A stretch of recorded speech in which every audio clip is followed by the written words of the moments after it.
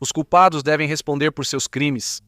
É uma política que define o conceito de lei de que, para toda infração contra tais leis que servem para proteger o todo, a parte culpada deve ser punida, seja na esperança de que tal punição atue como um fator de dissuasão contra futuras infrações, ou simplesmente por algum senso de vingança na mente da parte prejudicada.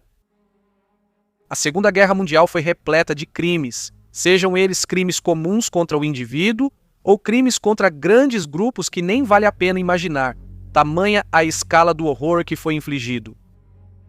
Quando as armas cessaram, houve um clamor quase geral para responsabilizar os culpados pelos crimes mais hediondos. A questão era justamente quem era culpado e quem responderia por esses crimes. Na Europa, a Alemanha de Hitler havia espalhado tanta miséria que apenas a palavra alemão se tornou um rótulo para um monstro. Por isso, era muito difícil distinguir entre um alemão da SS e um civil alemão apenas tentando viver sua vida. Muitos argumentavam que o nazismo estava tão enraizado na sociedade alemã que não havia diferença, ou que a inação de um cidadão alemão comum para impedir o Führer de saquear a riqueza europeia e cometer assassinatos em massa tornava esse cidadão igualmente culpado. Assim, logo após a guerra, muitos alemães foram punidos coletivamente pelos crimes do Terceiro Reich. Neste episódio, vamos examinar os eventos que levaram e cercaram a tragédia da Marcha da Morte de Brno. Milhares de alemães étnicos foram reunidos à força na Tchecoslováquia e forçados a marchar até a fronteira com a Áustria, sofrendo graves abusos durante todo o trajeto. Muitos não sobreviveriam a essa limpeza étnica, amplamente esquecida pela história por envolver quem era rotulado como inimigo. Bem-vindo ao Wars of the World.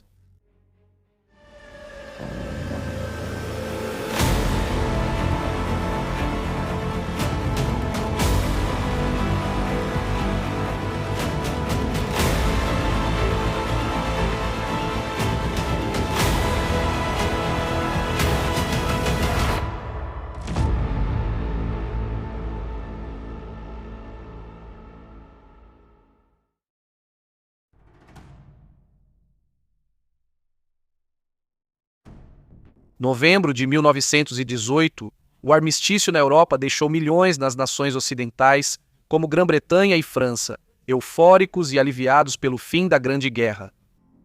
A Alemanha havia deposto o Kaiser e aceitava os termos de paz do Tratado de Versalhes.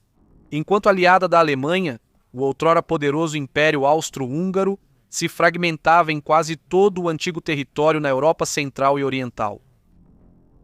O novo mapa europeu que estava surgindo após esse colapso era quase totalmente irreconhecível em relação ao que existia antes de 1914. Novas fronteiras foram traçadas que não apenas resultaram na redistribuição de territórios entre as nações, mas também na criação de países completamente novos, como a Tchecoslováquia.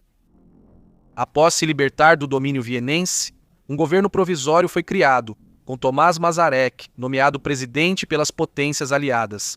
Em 14 de novembro de 1918, ele foi eleito o primeiro presidente da Tchecoslováquia. No entanto, Masaryk descobriu que não estava liderando um povo unificado ansioso por seu novo futuro independente. Dentro de suas fronteiras do pós-guerra, muitos alemães étnicos ainda se consideravam alemães, mantinham costumes, tradições e falavam o idioma. Surfando na onda do nacionalismo tchecoslovaco, pouco mais de um mês após sua eleição, ele denunciou a população de língua alemã e outros, como austríacos e húngaros, como colonizadores ou colonos, em vez de verdadeiros cidadãos. E ele começou a reprimir sua influência e poder. Um exemplo disso pode ser encontrado na cidade de Brno, localizada no sudeste do novo país, cujos 130 mil habitantes incluíam 55 mil pessoas de língua alemã, tornando-os o maior grupo étnico individual, o que lhes dava influência significativa na política, identidade cultural e economia da cidade. Portanto, para enfraquecer legalmente a influência alemã na cidade, em 1919, Brno foi expandida para incluir 2 cidades vizinhas, criando a Grande Brno. Essas cidades tinham população majoritariamente tchecoslovaca, o que aumentou a população para quase 1/4 de milhão, enquanto a alemã quase não mudou. Esperava-se que a perseguição legal ao povo germânico os levasse a se mudar para a Alemanha, mas muitos já viviam na cidade a vida inteira e não queriam ou não podiam ir. A perseguição aos alemães étnicos gerou movimentos formais e informais por direitos civis e, depois, demandas para que a região dos Sudetos, de maioria germânica nas áreas ocidentais próximas à Alemanha, se reunisse à pátria-mãe. Isso tinha apoio dos alemães dos dois lados da fronteira, mas era impensável para o governo em Praga. Com a Alemanha limitada pelo Tratado de Versalhes, o governo tchecoslovaco se consolava acreditando que poderia conter qualquer ambição militar de Berlim. Mas tudo isso mudou, é claro, quando Adolf Hitler e o Partido Nazista foram eleitos e assumiram o poder em 1933. Hitler não se contentava em comandar todos os alemães na pátria e se declarou o libertador de todos os alemães étnicos, forçados a viver sob a bandeira de nações estrangeiras, após 1918, e isso incluía a região dos Sudetos. Além disso, o programa de rearmamento dele agora representava uma ameaça militar real na fronteira da Tchecoslováquia. Após o Anschluss com a Áustria, em 13 de março de 1938, Hitler passou a focar na Tchecoslováquia e tropas foram enviadas para a fronteira, provocando uma crise internacional. O governo tchecoslovaco, liderado por Edvard Beneš, confiava que Grã-Bretanha e França ajudariam, mas logo se sentiu traído ao ser praticamente excluído das negociações. Para seu horror, Beneš foi pressionado por aliados, inimigos e vizinhos a aceitar as exigências de Hitler, e os Sudetos foram rapidamente anexados.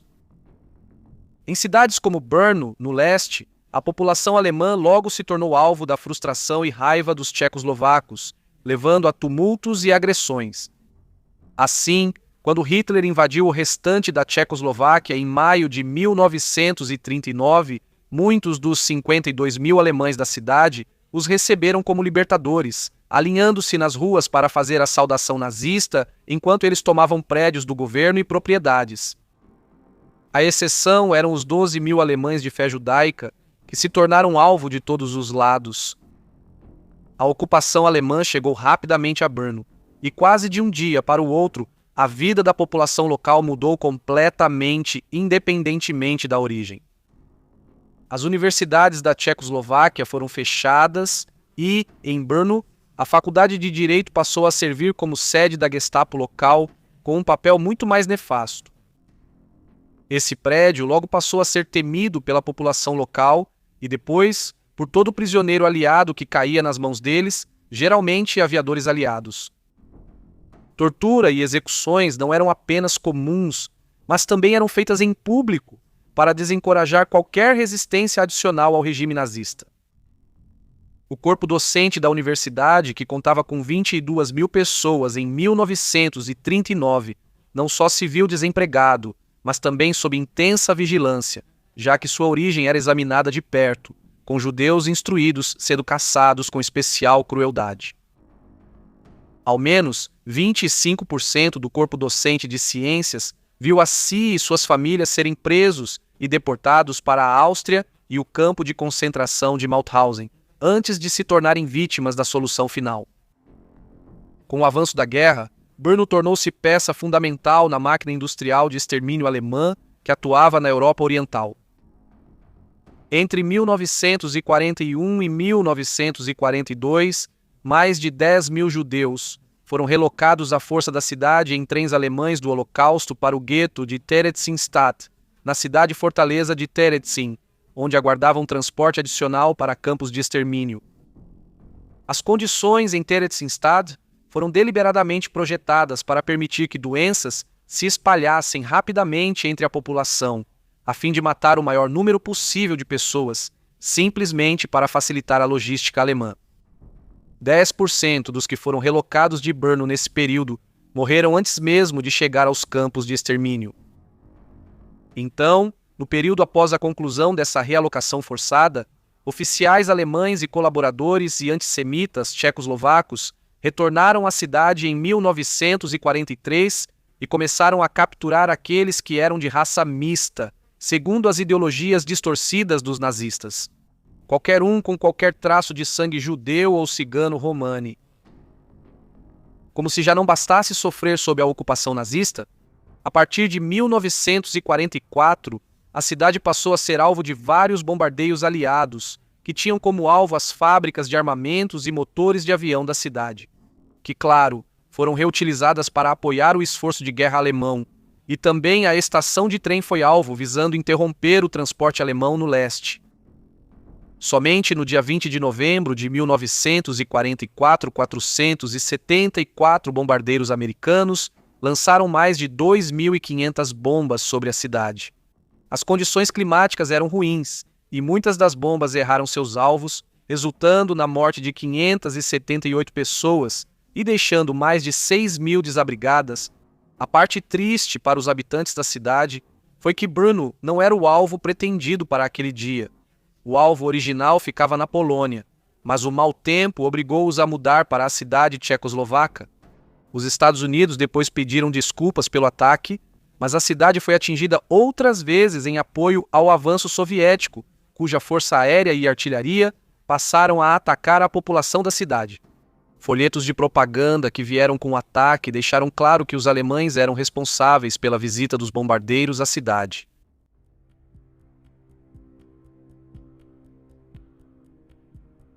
Em 25 de março de 1945, o Exército Vermelho iniciou sua ofensiva para capturar Brno e a cidade de Bratislava. Isso foi parte de uma ofensiva maior na frente oriental, com o Exército Vermelho avançando para garantir a Tchecoslováquia Ocidental e avançar rumo a Viena, Áustria, e deveria ser realizada pela Segunda Frente Ucraniana da União Soviética e pelas tropas dos 1º e 4º Exércitos Romenos. A Romênia, antes aliada da Alemanha contra a União Soviética, mudou de lado em agosto de 1944 ao ver as tropas soviéticas avançarem em seu território e declarou guerra ao Terceiro Reich. Após a queda de Viena em 15 de abril de 1945, os blindados soviéticos do 6º Exército de Tanques da Guarda foram realocados para apoiar o avanço sobre Brno. Após novo ataque às linhas alemãs, abriu-se uma brecha que permitiu ao 6º Exército irromper pela brecha. E em 25 de abril, eles chegaram à periferia leste da cidade antes de serem acompanhados pelo 1º Grupo de Cavalaria Mecanizada da Guarda, que entrou pelo sul. No dia seguinte, a cidade foi declarada libertada, apesar de focos de resistência alemã persistirem por mais 2 semanas. As autoridades alemãs e colaboracionistas foram rapidamente depostas e presas, e seus papéis substituídos por um comitê popular da cidade de Brno. A cidade já estava devastada pela guerra. De acordo com a própria enciclopédia online de Brno, das 26.280 casas, 1.277 foram completamente destruídas e 1.160 casas ficaram tão danificadas que precisaram ser demolidas. Enquanto outras 2.775 casas precisaram de reparos significativos e mais 8.504 sofreram danos leves. Praticamente 1 em cada 2 casas na cidade foi marcada pela guerra. Com o exército alemão em retirada e sem ameaçar mais, a população revoltada e amarga buscou vingança. Não apenas pelos danos às suas casas, mas pelos anos de medo de perseguição, de prisão, de tortura, de ter bens de família preciosos destruídos ou roubados durante buscas, ou simplesmente de ver familiares e amigos desaparecerem para sempre. E, claro, a cidade ainda estava repleta de pessoas falando o idioma de seus antigos opressores. Muitos alemães já haviam deixado a cidade quando o Exército Vermelho se aproximava, temendo represálias das tropas soviéticas que, em vez de serem punidas pela violência contra civis alemães, eram incentivadas por seus oficiais. No entanto, uma população de cerca de 20.000 pessoas permaneceu enquanto o exército de tanques da 6ª Guarda avançava pelo centro da cidade. Vale destacar que a maioria dessas pessoas eram mulheres, crianças e idosos, pois a maioria dos homens jovens e aptos foram recrutados pela Wehrmacht para lutar por Hitler. Assim como os judeus sob ocupação nazista, alemães étnicos foram forçados a usar braçadeiras brancas para identificação e logo sofreram restrições em seus negócios. Muitas casas foram ocupadas por famílias tchecoslovacas, cujas casas haviam sido danificadas ou destruídas. Rapidamente, muitos alemães foram detidos pelas novas autoridades da cidade, que decidiram que isso seria um castigo apropriado, para que fossem internados no Colégio Koenig, onde milhares de tchecoslovacos já haviam sido internados pela Gestapo nos 6 anos anteriores. Ao chegarem ao colégio, uma das primeiras tarefas foi exumar os corpos das vítimas da Gestapo enterrados ali.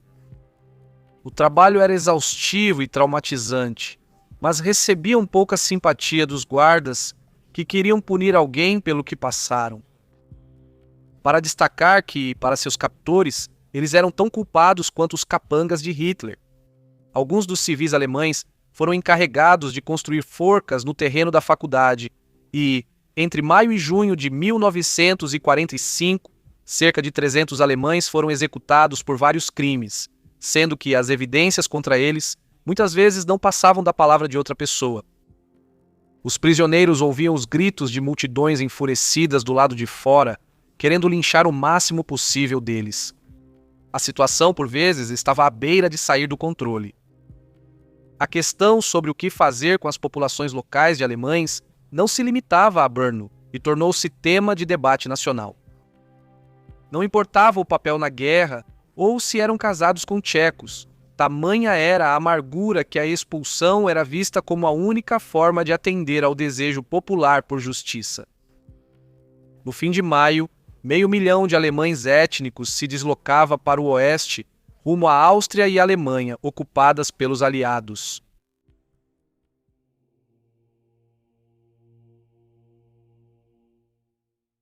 Em 29 de maio de 1945, as autoridades em Brno começaram a elaborar uma lista daqueles que deveriam ser removidos o mais rápido possível.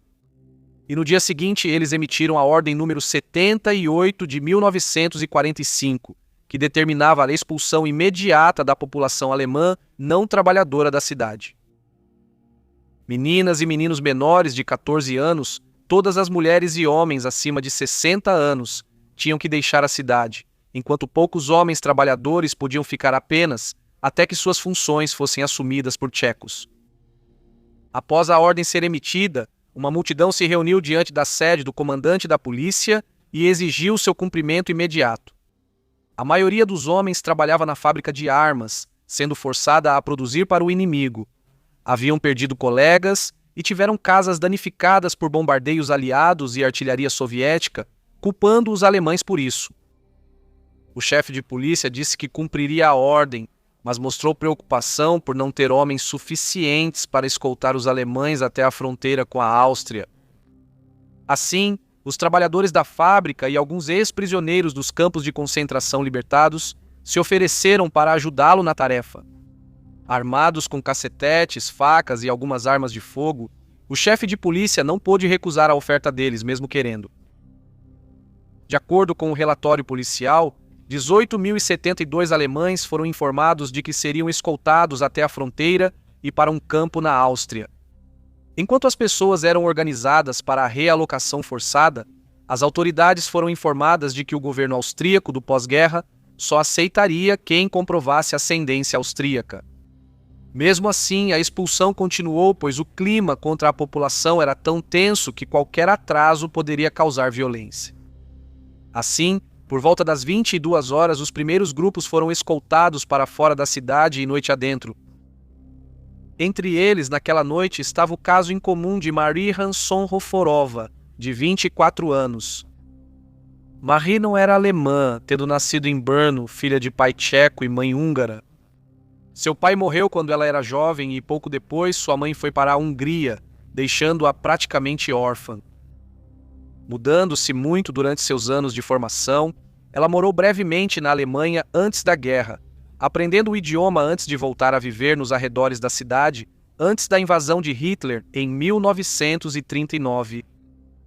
Durante a guerra, ela deu à luz um filho, e havia rumores de que o pai era um oficial da SS. Pouco antes da marcha começar, ela foi abordada por um homem apaixonado por ela, cujas investidas já havia rejeitado. Como ela lembrou depois, Um dia ele veio e disse que tive um filho com um oficial da SS e que eu precisava participar da marcha. Mas se eu morasse com ele, ele faria vista grossa. Falei que podia ficar atento, pois eu preferia ir. No dia 31 de maio, ao meio-dia, ele veio me buscar com uma metralhadora. Eu fui à frente dele, empurrando o carrinho com meu bebê, e ele veio atrás, até que me juntei à marcha na estrada. Então ele disparou um tiro e eu xinguei ele. Eu disse que queria que ele caísse morto numa vala, e foi assim que nos separamos. Fim da citação. Marie e seu filho logo seguiram para o sul, junto com milhares de mulheres, crianças e idosos. A fronteira ficava a cerca de 50 quilômetros e o avanço era lento e difícil, principalmente para mães como Marie, que carregavam crianças pequenas. Muitos na marcha tentaram levar heranças de família ou objetos de valor para o outro lado da fronteira, mas os abandonaram ao perceber que atrasavam o progresso e atraíam a atenção dos guardas. Sobre os guardas, era evidente que estavam ali só para garantir que todos ficassem na estrada e não sumissem pelo interior, frequentemente agredindo e roubando os expulsos. Como Marie apontou, havia diferença entre os dois grupos voluntários para a realocação. Como ela disse sobre eles, abre aspas, eram jovens da fábrica de armas Zebroviaca, eles eram rudes e grosseiros, mas também havia quem voltou dos campos de concentração nazistas e era tranquilo. As áreas da marcha supervisionadas por eles eram calmas, sem xingamentos, agressões ou arrancar brincos das mulheres. Mas os homens da Zebroviaca, eles eram realmente maus, bêbados e armados como bandidos. Eu vi uma mulher que carregava um bebê que estava chorando. Um dos guardas começou a gritar com ela para que fizesse o bebê parar de chorar. Mas não parou, então ele lançou o bebê no campo. Acho que ele matou o bebê. Também vi esse velho. Ele disse que não conseguia mais andar e sentou à beira da estrada. Aproximei-me e ofereci ajuda. Segurei sua mão, mas ele já estava morto. Fim da citação. Como a viagem não podia ser feita de uma vez, foi organizada uma parada para descanso em Pohoralica, onde antes havia um campo de prisioneiros nazista. Para protegê-las, algumas mulheres e crianças como Marie e seu filho foram trancadas em celeiros para impedir que fugissem. As mães se acomodaram à noite, felizes por descansar e alimentar seus filhos. Mal sabiam elas que sua situação estava prestes a piorar muito, quando ouviram o ronco de 2 motores de caminhão parando do lado de fora e o som de homens descendo deles. Eram soldados romenos e tinham apenas uma coisa em mente, como explicou Marie. Eles invadiram e começaram a estuprar as mulheres. Houve tiros. Foi realmente horrível. Ninguém fala sobre isso. Foi muito pior do que a marcha. Lá, pessoas foram espancadas, tiveram os brincos arrancados e os anéis levados. Algumas morreram, mas no campo era como um matadouro. Fim da citação. Por cansaço ou pela violência noturna, os guardas notaram na manhã seguinte que muitos expulsos não conseguiam mais caminhar. Assim, os que estavam em melhores condições foram separados e enviados à fronteira, enquanto os demais ficaram no campo até decidirem o que fazer. Marie foi forte para seguir e aliviada ao sair de Pohorolija, especialmente após ver corpos sendo levados em caminhões para valas comuns, vítimas de abusos. Marie, seu filho e cerca de 10.000 pessoas seguiram até a cidade fronteiriça de Mykolaiv.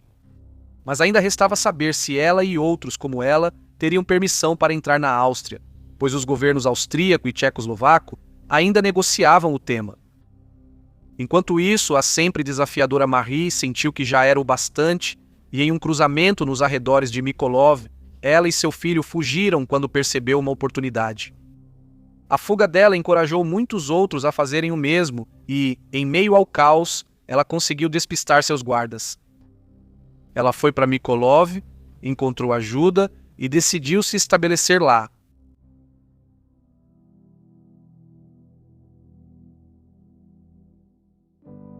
Quem conseguiu entrar na Áustria chegou com pouco dinheiro ou pertences e precisou da caridade do povo austríaco.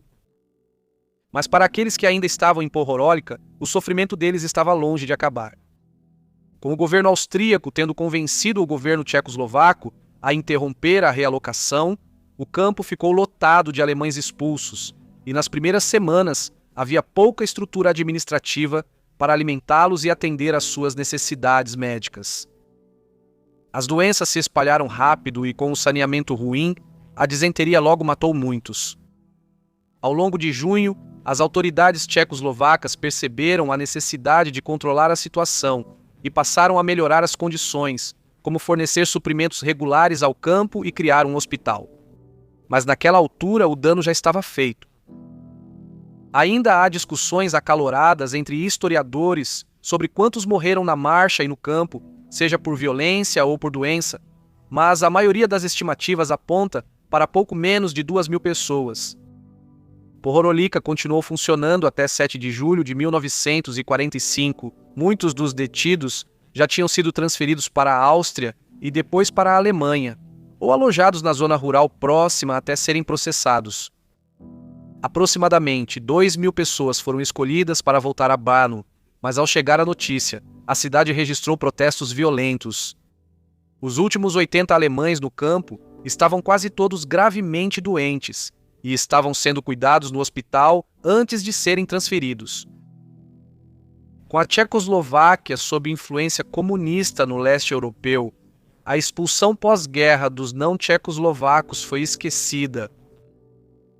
No entanto, após o retorno da democracia e a divisão do país, em 1992, em 2 países, República Tcheca e Eslováquia, a história passou a aceitar este capítulo mais sombrio sobre o tratamento de um inimigo derrotado. E serve como um lembrete de que, embora as nações aliadas tenham lutado contra a tirania e a opressão, qualquer pessoa, quando consumida por ódio suficiente, pode ser capaz de cometer os atos mais horrendos. E não só quem usa uma suástica no braço.